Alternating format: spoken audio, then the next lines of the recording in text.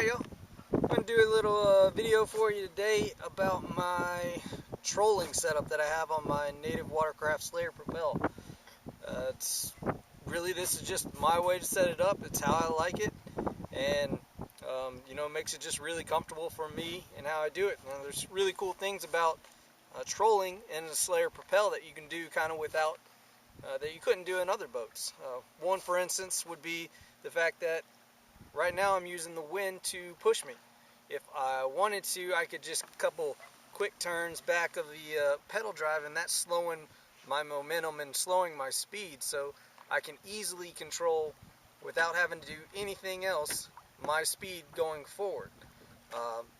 So that's, again, one of the benefits of a native Watercraft Slayer Propel and trolling in it. The other thing, again, with that too, is say there isn't any wind, I can also use the Propel drive to slowly crank myself to a dead crawl, kind of slow roll a troll, if you will. And that's another thing. Or I could speed up, just in how you work the drive. So that's a few things. Now let me go into how I have it set up, how I have the rod set up. Do what's best for your trolling. This is just, again, how I do it, when I do it. Alright y'all, so looking at my trolling setup here, let's see what we got. I've got my ramrod holders. I believe these are on 2-inch balls.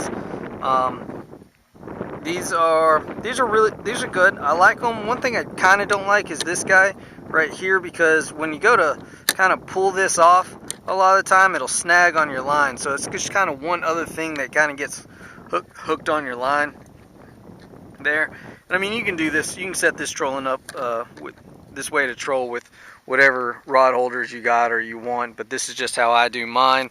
I like them positioned right here underneath my legs, because I can still use the Propel drive, and for me it doesn't get in my way. This is, again, just how I like to do it. Kind of moving on over to the other side over here, you'll see that I have another one. Now I'm going to actually go down and give you a close-up of the ball that this is on.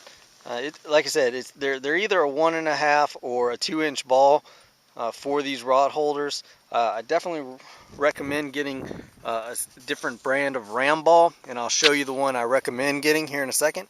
But going down and looking at the connection on the track, this is the ball that I don't recommend getting.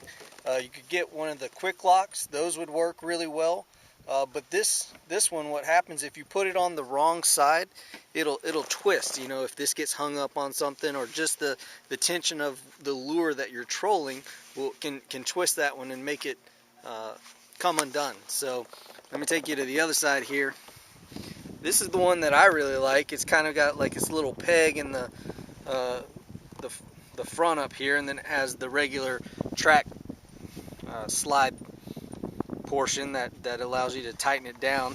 I'll take you to that part back here. But that one's really steady, and once that one's locked into the track, that ball's not going to move anywhere. So that's the one that I recommend, or some other ball that's very similar to that. But there you go, guys. That's a look at kind of my trolling setup and how I do it, and it's super comfortable for me. And the rods are right there, so if I need to grab one and lift it up out of this thing and kind of forward sweep the rod a little bit more to secure a hook set, I can do that. Sometimes I don't put them all the way in there, I just kind of keep them up like that, so it's really slick and easy. But that's also a good way to lose a rod. So any questions on this, let me know. And as always, guys, thanks for watching. Thanks for subscribing. Y'all have a good one.